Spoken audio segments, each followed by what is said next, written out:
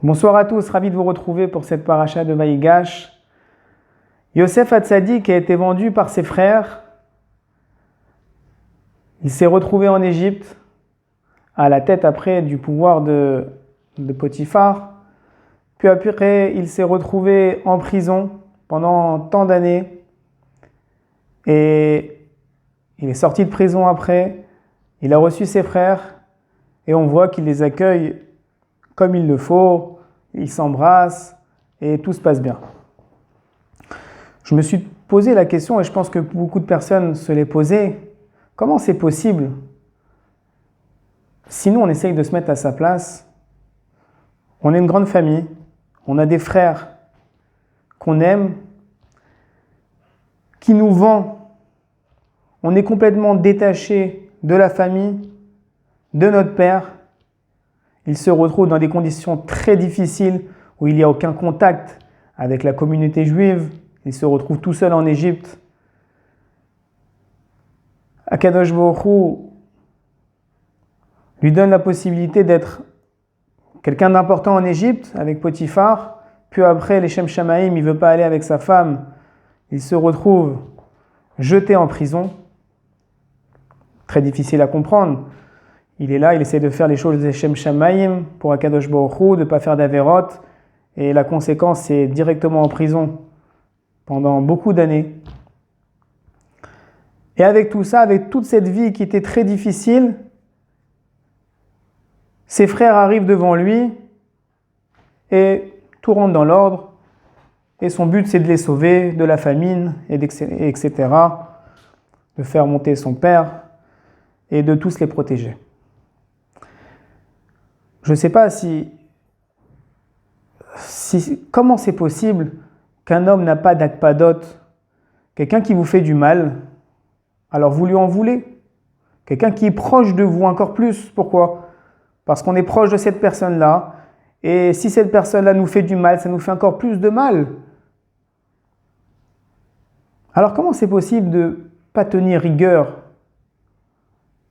avec tout ce qu'il a subi, toutes ces années entre guillemets, de souffrance, en tout cas d'épreuve? Comment c'est possible que Yosef, il arrive devant eux et aucun problème? Allez, venez dans mes bras et on pleure et je suis content de vous voir et on oublie tout et il n'y a aucun problème. On peut comprendre que Akadosh Baruch Hu, c'est lui qui envoie tout. Toutes les épreuves qu'on a viennent d'Akadosh Baruch Hu. Mais si maintenant, le bâton qui va venir me frapper, qui va m'envoyer l'épreuve, c'est quelqu'un que j'aime, c'est quelqu'un qui est de ma famille, c'est quelqu'un que j'apprécie, c'est mon ami, c'est quelqu'un que je connais. Lui-même a décidé d'être le bâton d'Akadosh Baruch Hu qui vienne me taper. Alors ça me fait de la peine. D'accord, Akadosh Baruch Hu voulait m'envoyer cette épreuve-là, mais je voulais que ça se passe par quelqu'un que je ne connais pas ou que j'apprécie pas. Mais toi, tu as décidé, mon ami, ma famille, toi, tu as décidé d'être le bâton d'Akadosh Baruch Hu. Alors ça, je peux comprendre que je ne peux pas accepter ces choses-là. Et on voit que Yosef, il accepte. Pour lui, c'est tout mina shamayim. Alors, comment comprendre qu'il y a aussi le ve'afta lecha acha kamocha, on aimera notre prochain comme soi-même, même dans cette situation, même quand un proche, même quand un ami nous fait du mal.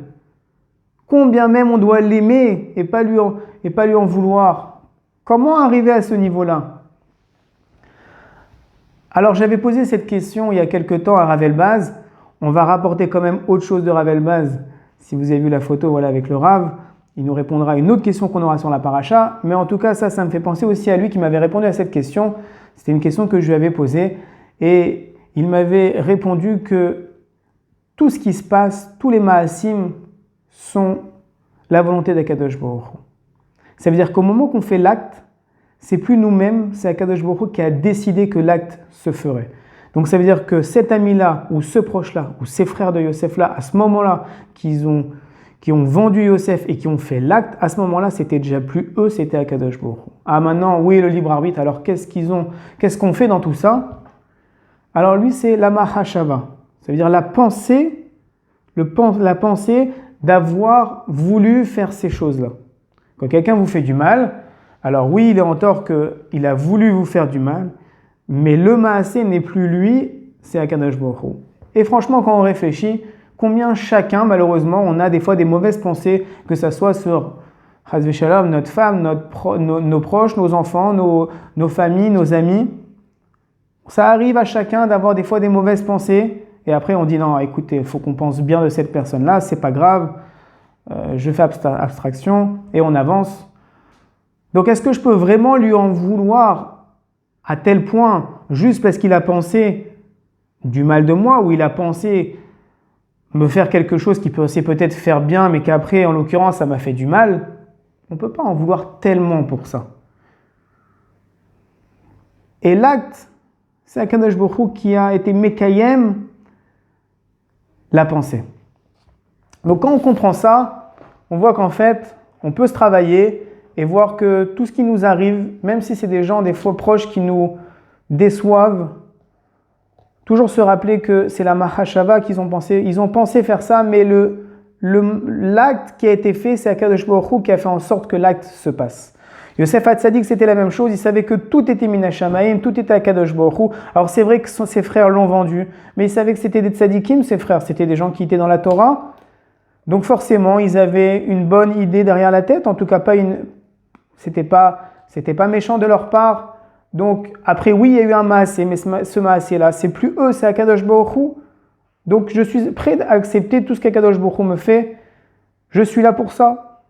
On est là dans la vie pour accepter les épreuves d'Akadosh Baruch Hu. Donc, c'est ce qui s'est passé pour Yosef Hatzadik. Il a accepté qu'il a été vendu, qu'il soit loin de ses parents, loin de sa famille, qu'il a eu toutes ces épreuves en Égypte, dans la prison, etc. Et quand il les revoit, pour eux, Baruch Hashem, je suis content de vous voir, même si vous avez eu des pensées qui n'étaient peut-être pas les bonnes vis-à-vis de moi, mais voilà, vous êtes mes frères, moi ça me fait plaisir de vous voir, et il n'a pas d'akpadat. Ça c'est quelque chose de très grand qu'il faut qu'on travaille tous dessus. Dans le pasouk de la paracha, le pasouk nous dit, donc Yosef arrive à un moment où il craque, il a envie de dire à ses frères que c'était lui, que c'est leur frère, etc. Otsiou chol ish me'alai, il a fait sortir tous les hommes de devant lui, donc il ne voulait pas faire aussi honte à ses frères, et il voulait leur parler que entre lui et eux, donc il a fait sortir tout le monde. Et à ce moment-là, il s'est mis à pleurer très très fort, parce que sous le coup de l'émotion de revoir ses frères. Et à ce moment-là, il leur dit « Ani Yosef, je suis Yosef ». À ce moment-là, ils sont pris, ses frères n'arrivaient plus à répondre. Kiniva alumi panav, car ils étaient bouleversés de devant lui. Rashi nous dit, mipne abusha, à cause de la honte. Ils ont compris à ce moment-là que même s'ils avaient fait les choses, peut-être les Shem Shamaïm, peut-être dans une bonne intention, mais le fait que leur frère était encore en vie et qu'il était à la tête de l'Égypte, etc., ils ont compris qu'en fait, leur derer n'était pas bon, leur choix n'était pas bon. Et à ce moment-là, ils ont eu honte vis-à-vis de leur frère, ils ont commencé à comprendre tout ce qui s'est passé. Ils étaient bloqués, ils n'arrivaient plus à parler, comme si on leur mettait une réalité devant les yeux. Et ils étaient pris de stupeur de comprendre toutes les erreurs qu'ils ont fait et tout ce qui finalement s'était passé en Égypte de devant eux. Le Chafetz Chaim nous dit sur ça que chaque jour dans notre vie, on a des questions, on a des choses qui se passent dans notre vie, on a des épreuves qui se passent, des nouvelles épreuves qui arrivent de jour en jour, des événements qui sont complexes et on doit faire des choix. On essaie de faire au mieux et à ce moment-là, ça arrive que des fois on ne comprend pas ce qu'Akadosh Baruch Hu nous fait, on ne comprend pas pourquoi on a cette épreuve à ce moment-là. Et on a du mal à remercier Akadosh Baruch Hu dans ces moments-là. Akadosh Baruch Hu va arriver et va nous dire « Ani Hashem ». Comme Yosef a dit « Ani Yosef », Akadosh Baruch Hu va arriver et va dire « Ani Hashem ». À ce moment-là, on va comprendre tout ce qui s'est passé dans notre vie, toutes les épreuves qu'on a eues, tout le chemin qu'on a dû parcourir durant notre vie. Et tout va s'éclaircir Et on va comprendre à ce moment-là que tout ce qu'Akadosh Baruch Hu nous fait, c'est pour le bien et qu'il n'y a que du bien dans tout ça. Aujourd'hui, on n'arrive pas à tout comprendre, mais quand Akadosh Baruch Hu va arriver, il va nous dire « Ani Hashem », tout va être dévoilé et on va comprendre tout ce qu'Akadosh Baruch Hu, tous les plans d'Akadosh Baruch Hu, que tout était pour le bien, tout était complexe, tout avait une raison pourquoi ça arrive à ce moment-là, pourquoi ça arrive à moi, pourquoi j'ai tant d'épreuves, pourquoi j'ai tant de difficultés dans la vie, pourquoi mes enfants ils sont comme ça, pourquoi toutes les épreuves qu'on a chacun dans notre vie, Akadosh Baruch Hu va arriver et on va comprendre tout ce qu'Akadosh Baruch Hu il a fait. Et Akadosh Baruch Hu va nous prouver, va nous montrer et on va comprendre que tout ce qu'il nous fait c'est pour le bien. La petite histoire sur Rav Elbaz, j'ai vu Rav Elbaz cette semaine, Baruch Hashem, un grand tzaddik, et je suis arrivé devant lui pour lui demander une bracha. Alors bon, il m'a regardé, il était très content de me voir, et moi j'étais très content de le voir, et il s'est arrêté, j'ai attendu comme ça peut-être pendant 15 secondes, et il m'a dit « Remercie Hachem, remercie Hachem, remercie Hachem ». C'est un rave qui est malade, qui n'est pas en bonne santé. On lui souhaite, Bezrat Hashem, un grand refoua chez les mains. Et c'était très difficile pour lui d'accueillir chacun pour donner une bracha à chacun. Et Mamash, il est resté pour chaque personne pendant peut-être 2 heures de temps et a donné une bracha à chacun. Et moi, il n'a pas donné de bracha, il m'a dit remercie Hachem, avec un grand sourire. J'ai pas compris, je me suis dit, il va me faire une bracha après, et je le vois après, il me dit pas de bracha. Et j'attends. Bon, moi j'ai pas compris, je voulais ma bracha, donc je lui ai demandé de me faire une bracha, donc il m'a quand même fait une bracha. Et sur le coup, j'avais pas compris, après j'ai réfléchi.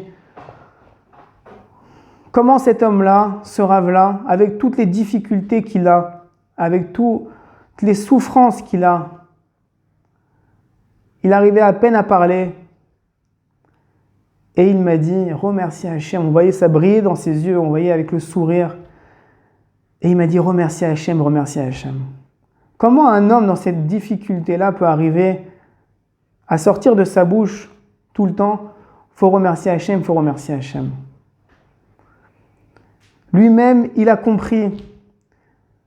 Il sait que tout ce qu'Akadosh Baruch Hu lui fait dans sa vie, c'est pour le bien. Et il faut le remercier. Même si on ne comprend pas les choses, il faut le remercier. Comme un enfant que son père le bloque pour X raisons. Et un enfant, puis il grandit, puis il comprend que, même si des fois il ne comprend pas son père, mais au fond de lui, il sait que son père lui veut que du bien. Et Rav Elbaz, et à cette madriga-là, il a compris que tout ce qu'Akadosh Baruch Hu lui envoie, c'est pour le bien. Et il est là à remercier Hachem. Et c'est la plus grande bracha qu'on peut nous faire. Sa bracha qu'il voulait me donner, c'était que ça. Il ne voulait pas me faire une autre bracha, même si après je lui ai demandé, il me l'a fait. Mais sa bracha, c'était ça. Arriver à tout le temps remercier Akadosh Baruch Hu. Celui qui arrive à tout le temps remercier Akadosh Baruch Hu, il a tout compris dans ce monde-là. Ça veut dire qu'il est conscient qu'Akadosh Baruch Hu, il est partout. Qu'il est conscient qu'Akadosh Baruch Hu, il lui fait que du bien. C'est ça la vie. La vie, c'est de dévoiler, de voir la main d'Akadosh Baruch Hu partout. Et remercier Akadosh Baruch Hu quand il nous fait des choses qui sont agréables. Et le remercier aussi quand il nous fait des choses qui sont moins agréables. Parce que ces choses moins agréables, il faut savoir que tout ça, c'est pour notre bien. Même si on ne le comprend pas, on le comprendra après. Et il faut être Ma'amin Hashem, avoir confiance en Akadosh Baruch Hu que tout ce qu'il nous fait, c'est pour le bien. Qu'on puisse, Be'ezrat Hashem, prendre exemple sur Yosef, de ne pas avoir d'akpadot contre les gens qui nous font du mal. Savoir que tout, c'est une volonté d'Akadosh Baruch Hu. On est là pour travailler nos midot. On est là pour travailler au moment de nos épreuves, de voir la main d'Akadosh Baruch Hu, de remercier Hachem, dire merci Hachem, tout le temps remercier Akadosh Baruch Hu, pas seulement quand c'est du bien, même quand c'est des choses qui sont moins agréables. Savoir que Akadosh Baruch Hu, il fait encore plus attention à nous que nous-mêmes on fait attention à nous. Il est là, il nous protège, il aime ses enfants, Akadosh Baruch Hu nous aime. Ne pas oublier, on est des enfants aimés d'Akadosh Baruch Hu. Alors qu'on puisse se renforcer dans ça, toujours avoir confiance en Hachem, il y a toujours une Géoula à la fin. Ayez confiance en Akadosh Baruch Hu et voilà, gardez une bonne simcha, remercier Hachem et qu'on puisse entendre Be'ezrat Hachem que des Géoulot et Besorot Tovot, Shabbat Shalom.